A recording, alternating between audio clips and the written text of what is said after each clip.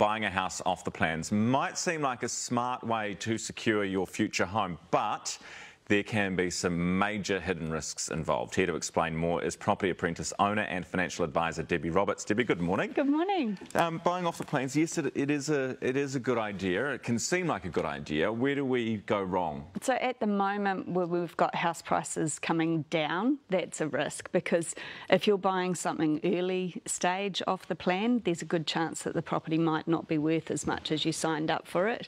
And when it comes to getting lending, chances are you'll need a registered valuation to settle that property. So if the value comes in lower than your purchase price, you're going to either need a bigger deposit or you'll need to borrow some more money. And then we've got the extra fun part about with property values going down and entering into a recession, all that sort of stuff, the inflation and interest rates are on the rise as well. So banks are testing your affordability to pay a mortgage at interest rates of up to 9%, which means it's harder to get lending now. So when you signed up for the contract, you might have been tested at 6%, 6.5%. Now you're getting tested at 9%.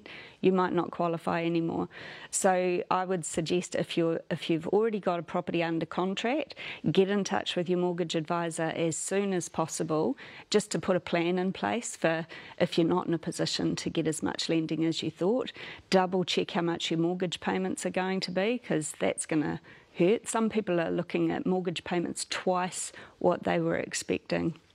So yeah, there's not much fun out there at the moment. Does that mean that the banks, in a market like this, which is falling, that the banks would be less keen to lend on a new build than they would on an existing home? Because not necessarily, not necessarily. It's just the risks are more for the purchasers. So you just need to cover your butts, And if you're looking at buying a property off the plan, get your lawyer to check the contract.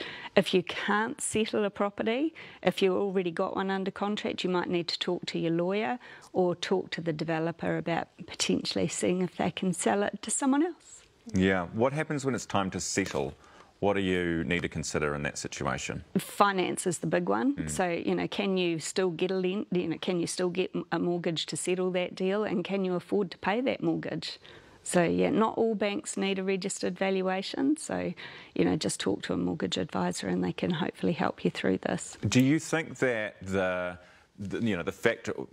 state of the market as it currently is will have a major impact on how many new builds we are building?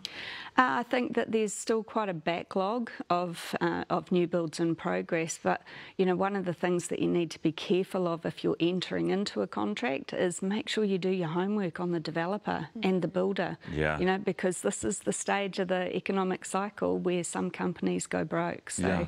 You don't want to lose your deposit. That's right. You lose your deposit and you lose the house you thought you were going to have. And a lot of people invest emotionally in that as well, don't they? Absolutely. Yeah. Absolutely. Really tough. Thank you very much for coming in. Great to see you as always. That is Debbie Roberts, Property Apprentice owner and financial advisor, with us here on AM This Morning.